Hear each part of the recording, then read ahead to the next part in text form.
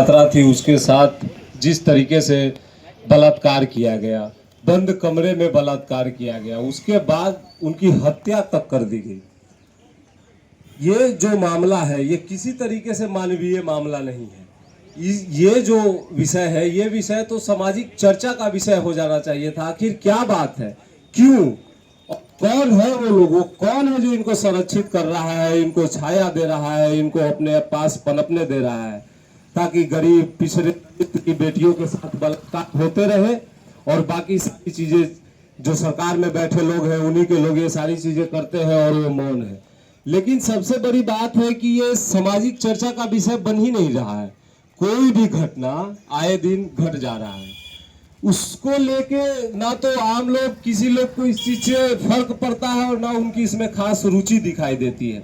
क्योंकि जिस तरीके से आए दिन 2-3 घटनाएं, जैसे हमारे साथी बता भी रहे थे कि ये जो बिहार में सरकार बदली है और ये जो नीतीश कुमार को हटाया गया है, इसमें भी वो मामला है जो लड़की से संबंधित मामला है, जिसमें उनके पुत्र निशांत कुमार का नाम आया था, जिसके वजह से नीतीश कुमार को अपनी कुर्सी तक त्यागनी पड़ी।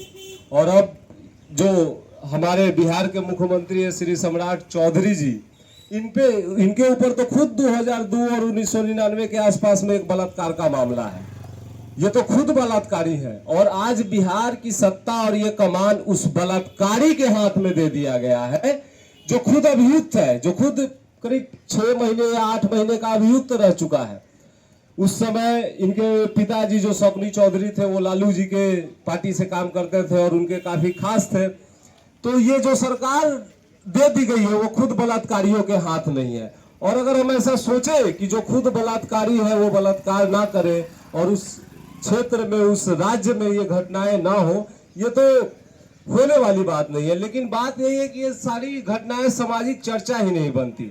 आज गैस के लिए लंबे लंबे लाइन लग रहे हैं, कोरोना काल से लेके नोटबंदी, ऐसे 7-8 मुद्दे हैं जिनमें जनता त्राहिमाम हो गई है, त्राही हो गई। आज गैस के लिए 6-6 घंटे 8-8 घंटे लोग लाइन में लगे हुए हैं। ये कैसी सरकार है भाई, ये कौन सी सरकार है और ये क्यों हो रहा है, इस बात से किसी को कोई फर्क ही नहीं पड़ रहा है। आज इस बेटी के साथ हो गया, कल उस बेटी के साथ हो गया, कल को और किसी के साथ हो जाएगा। तो इन सारी बातों को लेके एक बात यह भी है कि आम आदमी के अंदर कोई रुचि बची ही नहीं, वो इन सारी चीजों पे अपना ध्यान भी नहीं देता। जिस तरीके से हमारे टीम के लोग, माधुरी जी भी गई थी, उस टीम के सदस्य थी और ये गई थी वहां पे देखने, तो इन्होंने बताया कि वो बहुत दर्दनाक मौत मारा गया था उनको। साथ ये भी हो सकता है, पुलिस और सरकार तो चुप है, उन्होंने कुछ कहा नहीं, ऐसा भी हो सकता है कि उनके साथ गैंगरेप का भी मामला हो। तो इन सारे मामलों को लेके हमको सजग होना होगा और सबसे पहले बात है कि ये सारी चीजें सामाजिक चर्चा का विषय बनेंगी, इन पे विरोध होगा, इन पे मार्चें होगी, तब जाके स्थिति बदलने की संभावना है। नहीं तो फिर ये सारी स्थिति ऐसे ही रह सकती है। इन्हीं सब बातों के साथ मैं अपनी बातों को समाप्त करता हूँ। लाल सलाम।